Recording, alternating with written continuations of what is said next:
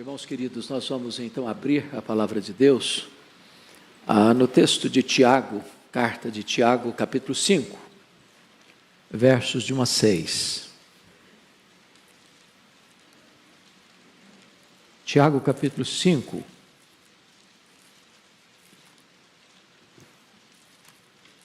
versos de 1 a 6. Deus condena as riquezas mal adquiridas e mal empregadas. Está escrito: atendei agora, ricos, chorai lamentando por causa das vossas desventuras que vos sobrevirão. As vossas riquezas estão corruptas e as vossas roupagens comidas de traça. O vosso ouro e a vossa prata foram gastos de ferrugens, e a sua ferrugem há de ser por testemunho contra vós mesmos, e há de devorar como fogo as vossas carnes. Tesouros acumulastes nos últimos dias. Eis que o salário dos trabalhadores que ceifaram os vossos campos, e que por vós foi retido com fraude, está clamando. E os clamores dos ceifeiros penetraram até os ouvidos do Senhor dos exércitos. Tendes vivido regaladamente sobre a terra. Tendes vivido nos prazeres. Tendes engordado o vosso coração em dia de matança. Tendes condenado e matado o justo, sem que ele vos faça resistência. Irmãos, eu gostaria de pensar com vocês nesta manhã sobre o tema dinheiro, bom servo, péssimo patrão.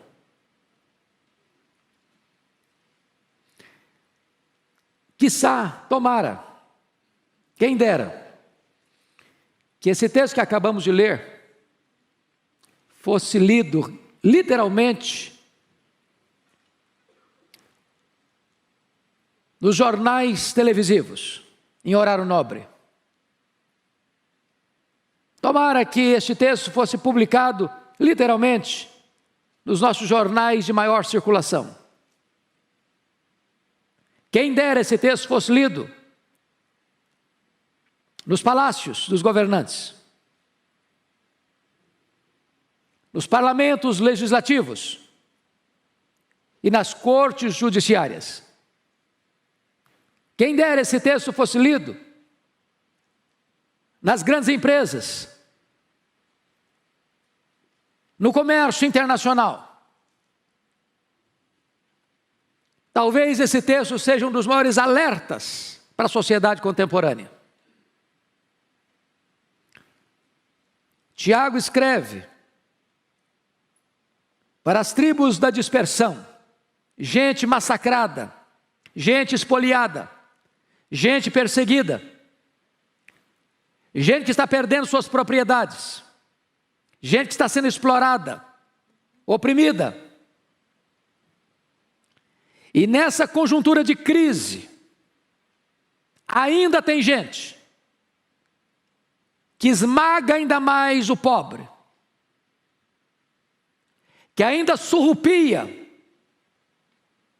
como Dráculas, como sanguessugas, o pouco que o pobre tem, para se enriquecer ainda mais, para viver ainda mais em abastança, no luxo, enquanto aqueles que pouco têm ou quase nada têm, são esmagados e ainda mais explorados. É claro, meus irmãos, que esse assunto dinheiro hoje domina as casas de leis, os palácios dos governantes e as cortes do judiciário. O dinheiro é o grande Deus deste século, o ídolo mais adorado na nossa geração. Pelo dinheiro as pessoas vivem e as pessoas morrem. Pelo dinheiro as pessoas casam e divorciam. Pelo dinheiro as pessoas corrompem e são corrompidas. Pelo dinheiro as pessoas matam e morrem. O dinheiro é muito mais do que uma moeda. O dinheiro é um ídolo. Jesus chamou dinheiro de mamon. E de todas as entidades mencionadas por Jesus, como o mundo, como César, como o diabo, a nenhum Jesus chamou de Senhor. Mas Jesus chamou dinheiro, riqueza de Senhor. Ninguém pode servir a dois senhores. O dinheiro é um senhor, um patrão carrasco, cruel, que exige tempo exclusivo. Diante desse ídolo, muitos se põem de cócoras para servi-lo, para adorá-lo. Entretanto, é preciso afirmar que o dinheiro não é uma maldição, o dinheiro é uma bênção. A riqueza adquirida com um trabalho honesto e com a bênção de Deus é uma grande bênção. Em momento algum a Escritura, a palavra de Deus, proíbe a riqueza. A riqueza é fruto da bênção de Deus, porque a bênção do Senhor enriquece. É Deus quem adestra as nossas mãos para adquirirmos riquezas. O povo de Deus é um povo próspero. E quando alguém serve a Deus, deixa de gastar o seu dinheiro com aquilo que não é pão. Não joga dinheiro no fosso da jogatina, dos vícios deletérios, das aventuras perigosas. Porém, apesar do dinheiro em si ser uma bênção, o amor do dinheiro, diz a Bíblia, é a raiz de todos os males. O problema, portanto, não é ter riqueza. O problema, portanto, não é ter dinheiro, é o dinheiro nos ter. O problema não é ter o dinheiro como servo, o problema é ter dinheiro como patrão. O problema não é carregar dinheiro no bolso, entronizá-lo no coração. O problema não é a riqueza, é a riqueza sem Deus. Se vocês perceberem, lá no passado, conforme relatado no texto, o problema era corrupção, era a exploração, era a injustiça. E o contexto aqui, meus amados irmãos, é de ricos, donos de terras, de muitas terras, que querem ver suas terras produzindo, que empregam pessoas na sua lavoura, no seu campo, para colherem os seus frutos, para oferirem lucro. Entretanto, na hora de pagar o jornaleiro, na hora de pagar o trabalhador, ele atrasa o pagamento, deliberadamente. E mais, além de atrasar o pagamento, ele paga com fraude, ele retém parte daquilo que o trabalhador braçal, que precisa do salário do dia para comer, ele retém, e o que ele retém ilicitamente, ele acumula, e mais, e ele vai viver de uma maneira desregrada, nababesca, para os seus próprios deleites. O que Tiago está denunciando não é a riqueza. A riqueza jamais pode ser denunciada, nós buscamos a riqueza. É legítimo você querer melhorar a sua qualidade de vida. É legítimo você querer ter um salário melhor. É legítimo você se preparar, como o pastor Arival nos alertou no culto de hoje às 8 da manhã, de você estudar, de você se aperfeiçoar, de você se esmerar no seu chamado, na sua vocação, no seu trabalho, na sua lida, para você poder desenvolver uma capacitação maior e ganhar um salário melhor. Isso é legítimo. Porém, a riqueza acumulada de forma desonesta, a riqueza empregada de forma desonesta, é um grande mal, é uma grande ameaça para a nossa vida. Eu queria então olhar para esse texto com você e tirar daqui algumas lições para o nosso ensino nesta manhã. Primeiro, como os ricos adquiriram as suas riquezas. E você vai, de início, a reafirmar que não é pecado ser rico. Alguém aqui quer ser rico? Ok, nenhum pecado com isso, nenhum problema com isso. O problema não é a riqueza. A Bíblia fala de homens ricos como Abraão, como Isaac, como Jacó, como Jó. Agora, quando a riqueza ela é acumulada de forma ilícita, injusta, e usada de maneira injusta, então ela é um grande problema. Então ela é um patrão carrasco. E eu queria então olhar com você as duas maneiras que o texto vai nos informar por que essas pessoas estão ricas. Primeiramente, retendo o salário dos trabalhadores com fraude. Olha o versículo 4 comigo. Eis que o salário dos trabalhadores que ceifaram os vossos campos e que por vós foi retido com fraude, está clamando, e os clamores dos ceifeiros penetraram até os ouvidos do Senhor dos Exércitos. Então vamos entender algumas coisas aqui. Primeiro, a Bíblia diz lá em Provérbios 22:16 o seguinte: o que oprime ao pobre para enriquecer a si mesmo, ou o que dá ao rico certamente empobrecerá. Saiba disso, Deus é o defensor do pobre. Ainda Provérbios 22, verso 22 diz assim: não roubes ao pobre porque é pobre, nem oprimas em juízo ao aflito. Porque ainda que você prevaleça ao oprimir o pobre porque é pobre e não consegue resistir a você, Deus estará defendendo o pobre, e você está encrencado com Deus. Lá na lei de Moisés, em Deuteronômio 24, 14 e 15, a Bíblia orienta a não oprimir o jornaleiro pobre e necessitado, seja ele irmão ou seja ele estrangeiro, que está trabalhando na terra, na lavoura ou na cidade. No seu dia lhe darás o seu salário antes do pôr do sol, porque é pobre e disso depende a sua vida. Para que esse pobre oprimido não clame a Deus contra ti e haja em ti pecado, diz a palavra de Deus. Ainda escrito em Levíticos 19:13: não oprimirás o teu próximo, nem o roubarás, a paga do jornaleiro não ficará contigo até pela manhã.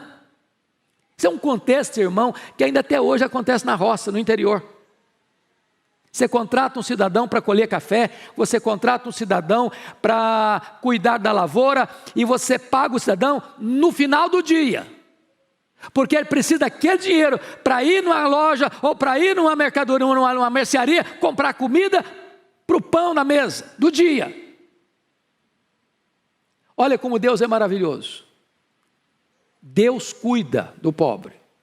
Então, o problema daquelas pessoas, desses ricos mencionados aqui, ai dos ricos, chorai lamentando por causa das vossas desventuras, porque Deus estava olhando para eles, a maneira que você está usando para se enriquecer, eu não aprovo.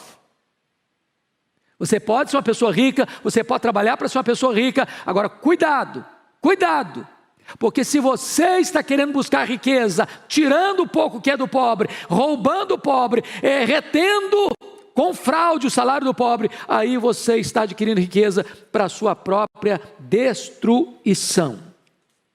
Mas de que maneira que as pessoas estão ficando ricas? Primeiro, retendo injustamente o que era do outro. Segundo, controlando as cortes. Olha comigo o versículo 6. Tendes condenado e matado o justo, sem que ele vos faça resistência.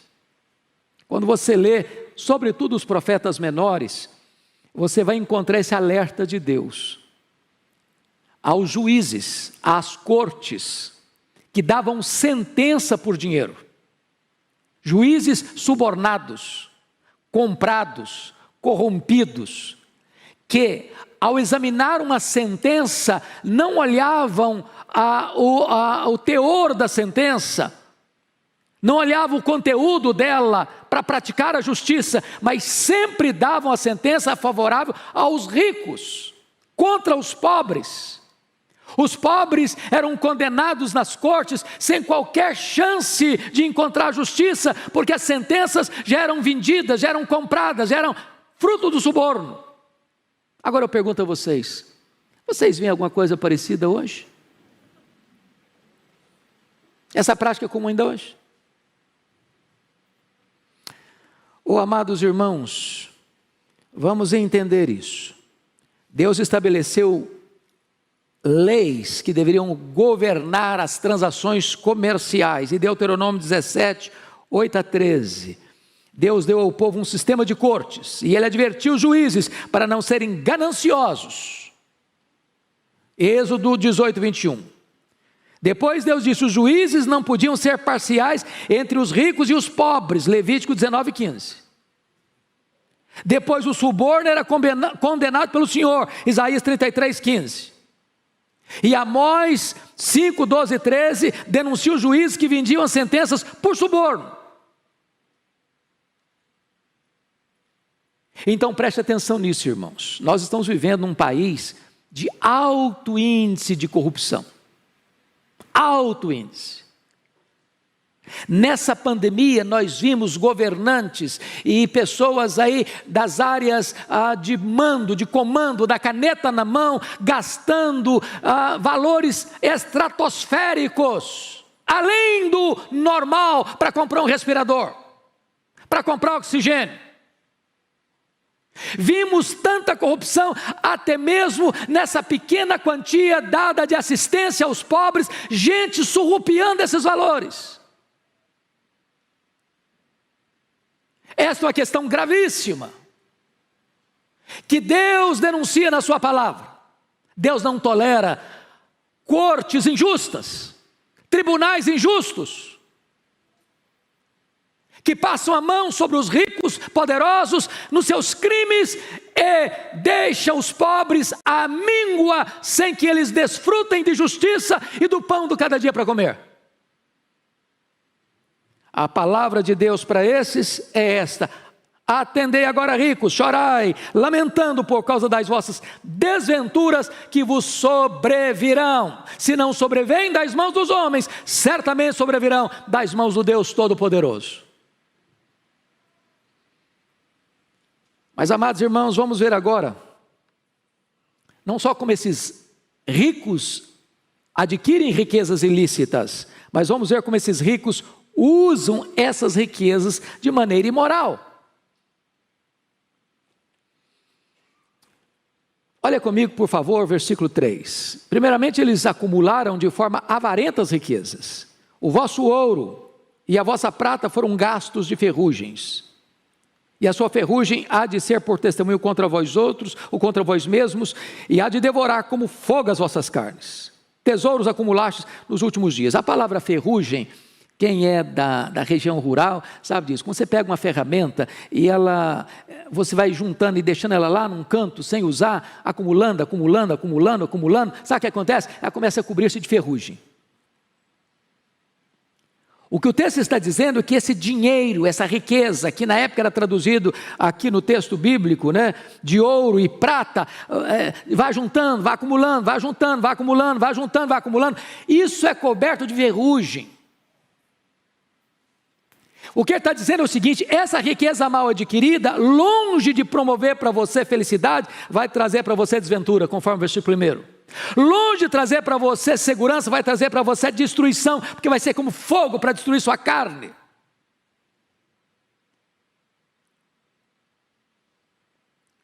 Meu Deus, como Tiago deveria ser gritado nas ruas, trombeteado nos tribunais, dito ao som de trombetas nas grandes empresas multinacionais.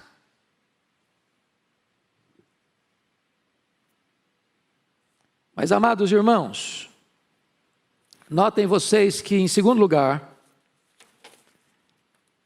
eles mantiveram os necessitados longe do benefício de suas riquezas.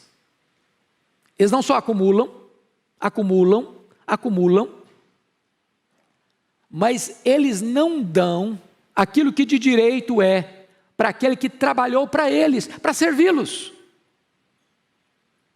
Eles não estão retendo o dinheiro daquele que é estranho, daquele que nunca fez nada para eles. Eles estão retendo com usura, com fraude, quem os serve, quem trabalha para eles, quem produz a riqueza deles. Olha o verso 4 comigo. Eis que o salário dos trabalhadores que ceifaram os vossos campos, e que por vós foi retido com fraude, está clamando.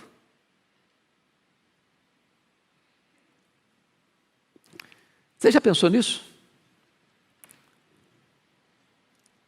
Ele não está retendo dinheiro dos ricos, ele está retendo dinheiro do jornaleiro, do cara que trabalha de manhã até de noite para comer. Ele está tirando o pão da boca das crianças. Nós às vezes não temos noção, meus irmãos, que corrupção é um crime grave, que mata mais do que arma de fogo. Quando uma pessoa entra neste mundo político, econômico, e desvia dinheiro público, que deveria ir para construir um hospital, para manter médicos, para manter leitos, para manter a estrutura, para abrir estradas e conservar estradas, e você tem acidentes e mais acidentes, você vê gente morrendo nas filas dos hospitais, você vê gente morrendo amigo, escolas sucateadas.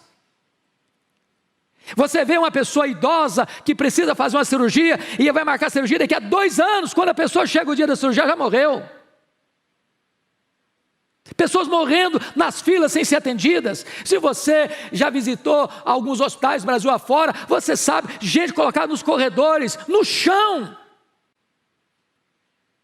E esse dinheiro desviado para as contas poupudas de ricos que vivem nababescamente. E Deus está dizendo, isso eu estou vendo, e o dia da sua desventura vai chegar. Mas em terceiro lugar, essas pessoas que estavam se enriquecendo, porque estavam retendo com fraude, e prevalecendo nas cortes, porque subornavam os juízes, de que maneira eles estavam vivendo? Por favor, confira o versículo 5 comigo. Você pode ler o 5 comigo? Vamos lá? Tendes vivido regaladamente sobre a terra, tendes vivido nos prazeres, tendes engordado o vosso coração em dia de matança. Essa palavra que aparece no verso 5, aí a primeira, regaladamente, só aparece aqui no Novo Testamento. Literalmente é a palavra luxúria. Luxúria. Sabe o que significa isso? É um conforto extravagante. Prazeres, vícios, uma vida completamente regalada, desenfreada, com o dinheiro que foi retido do trabalhador, que foi acumulado. Para quê? Só para o deleite dele, só para o prazer dele, só para que a vida dele seja um jardim grinaldado de flores, e a vida do outro um deserto miserável, de tormento e escassez. Foi nesse sentido que o Senhor contou a parábola do rico, que vivia nos seus banquetes, com vestes engalanadas, e um pobre à sua porta, querendo comer das migalhas que caíam da sua mesa. Ou como Jesus contou daquele outro, que teve muita colheita e muita fartura, e derrubou os seus celeiros antigos, construiu celeiros novos, para acumular, e agora diz para a sua alma, agora, ó minha alma, come, bebe, regala-te, por longos anos, e Deus vai dizer, louco, esta noite pedirão a tua alma, e o que tens preparado, para quem será?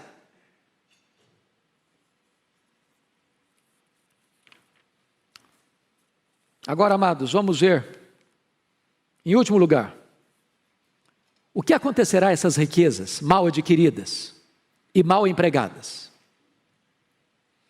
Em primeiro lugar, essas riquezas vão desvanecer. Olha comigo versos 2 e 3. As vossas riquezas estão corruptas, as vossas roupagens comidas de traça, o vosso ouro e a vossa prata foram gastos de ferrugem. Sabe o que significa isso? Não presta para mais nada. Quando eu fico olhando hoje, quantas pessoas ricas que caíram no opróbrio, que a sua corrupção foi destampada, que elas não podem andar na rua de cabeça erguida, que elas não podem mirar seus filhos, dizer, eu sou exemplo para você, siga o meu caminho. Não só aquilo que foi tirado, mas é quando você tem e não tem sabor, como você vai no restaurante mais caro e a comida não tem sabor. Quando se chega num restaurante, como acontece na cidade de São Paulo, alguém vai lá e paga 30 mil reais numa garrafa de vinho, mas não tem sabor. Vai dormir num hotel 6 estrelas ou num apartamento de cobertura e de luxo com lençóis de fio duplos lá do Egito e com travesseiro de pena de ganso e com todo o conforto, mas parece que tem pedra no colchão. Que se entope de remédio, mas não tem um sono tranquilo. Não tem paz na alma. É Deus que está dizendo o seguinte: ó, a sua roupa está cheia de traça, o seu ouro está coberto de ferrugem, você tem, mas não dá sabor para você, você não usufrui de forma plena, porque você não tem paz.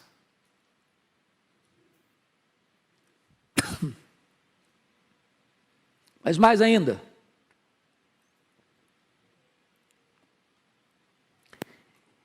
o que vai acontecer com essas riquezas? As riquezas mal usadas destroem o caráter. Olha comigo, por favor, o versículo 3. O vosso ouro e a vossa prata foram gastos de ferrugens, e a sua ferrugem há de ser por testemunho contra vós mesmos. E há de devorar como fogo as vossas carnes. Preste atenção nisso, será testemunho contra vós mesmos. E significa que essas próprias riquezas mal adquiridas vão destampar e revelar em público a falta de caráter, de integridade, de honestidade, de probidade. Então, o que o texto está querendo nos mostrar, meus irmãos, em outras palavras, é aquilo que Provérbios 22:1 diz: o bom nome vale mais do que as riquezas. Nas palavras de Provérbios, um casamento feliz vale mais do que finas joias. O grande banquete da alma é você poder ter um prato de verduras, mas comer em paz, do que ter banquetes onde tem contendas.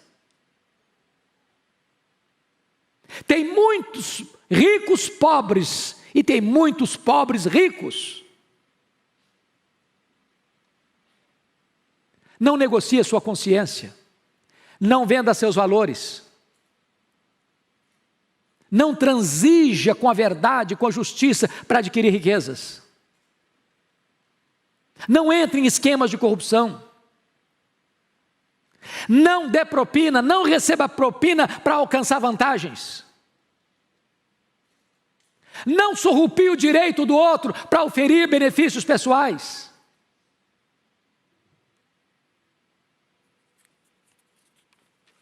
Mas em terceiro lugar, as riquezas mal usadas acarretam o inevitável julgamento de Deus.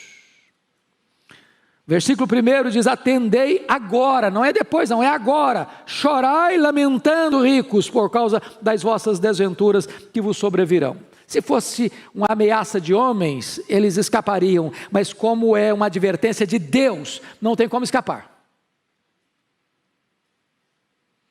E se vocês perceberam, Deus vai trazer os ricos ao julgamento, porque eles estão levando os pobres aos tribunais e comprando juízes, conforme o versículo 6. Tens condenado e matado o justo, sem que ele vos faça resistência. Mas os ricos e injustos e desonestos vão ser levados ao tribunal de Deus. E quando forem levados ao tribunal de Deus, 3 testemunhas se levantarão lá. Primeiro, as suas próprias riquezas enferrujadas, as suas próprias roupas carcomidas de traça, vão testemunhar contra eles. Vocês acumularam quando deveriam repartir. Quando Deus dá riqueza para nós, irmãos, não é para nós acumularmos com avareza, mas para nós repartirmos com generosidade. Os reformadores tinham essa frase tão conhecida e lapidar: o mistério do pobre e o ministério do rico.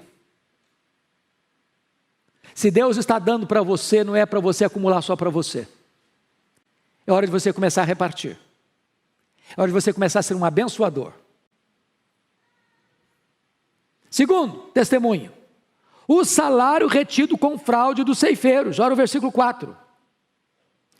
Eis que o salário dos trabalhadores que ceifaram os vossos campos e que por vós foi retido com fraude, está clamando. É uma linguagem poética muito forte. Assim como o sangue de Abel clamava a Deus, agora o salário retido com fraude está clamando a Deus. O salário retido com fraude está gritando aos ouvidos de Deus. O som da injustiça da terra ecoa nos céus. Terceiro, nesse tribunal que Deus levará aqueles que viveram de forma ilícita e de forma injusta e de forma opressora, está escrito aí em terceiro lugar, os trabalhadores irão também testificar contra eles, porque está escrito no verso 4 ainda, e os clamores dos ceifeiros, não o clamor, os clamores dos ceifeiros penetraram até os ouvidos do Senhor dos Exércitos. Preste atenção, que tanto a riqueza, quanto o salário retido com fraude, quanto os trabalhadores oprimidos vão clamar a Deus. E esse clamor vai penetrar nos ouvidos do Senhor dos Exércitos, aquele que tem todo o poder e todo o comando nas suas mãos. Mas irmãos, eu quero concluir aqui. As riquezas mal usadas revelam a perda de uma preciosa oportunidade. Olha o verso 3 comigo. 2 e o 3. As vossas riquezas estão corruptas, as vossas roupagens comidas de traça, o vosso ouro e a vossa prata foram gastos de ferrugem. E ele diz mais: e a sua ferrugem há de ser por testemunho contra vós mesmos, e há de devorar como fogo as vossas carnes. Sabe o que ele está dizendo aí? Sabe aquela roupa? Está mofando no seu guarda-roupa? Tem gente precisando dela.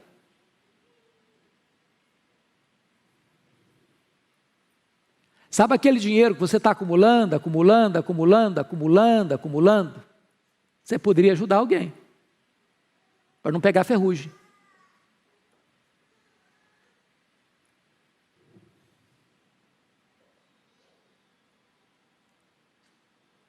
Sabe aquele dinheiro que você só está investindo na terra?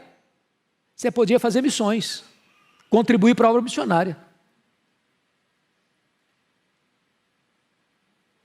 Porque o que você retém, você perde, mas o que você dá, você tem. Não é tolo aquele que dá o que não pode reter para ganhar o que não pode perder. Então eu queria concluir fazendo a você nesta manhã 4 perguntas. Primeiro, como você tem lidado com o dinheiro? Ele é seu servo ou é seu patrão? O dinheiro está a seu serviço ou você está a serviço do dinheiro? Segunda pergunta. Você é uma pessoa honesta no trato com o dinheiro? Pouco ou muito? Você é uma pessoa íntegra nas suas transações comerciais, nos seus negócios? Você é honesto com as pessoas que trabalham com você? Trabalham para você? Terceira pergunta. Você tem usado os recursos que Deus lhe tem dado para ajudar as pessoas? Qual foi a última vez que você enfiou a mão no bolso e deu uma oferta para alguém? Quarta e última pergunta. Você tem usado os bens que Deus tem colocado em suas mãos para investir no avanço do reino de Deus? Você é um dizimista fiel? Você é um ofertante generoso? Você tem investido em causas de consequências eternas? A minha oração nesta manhã é que Deus nos dê discernimento para que o dinheiro seja servo e não patrão da nossa vida. Que Deus nos abençoe.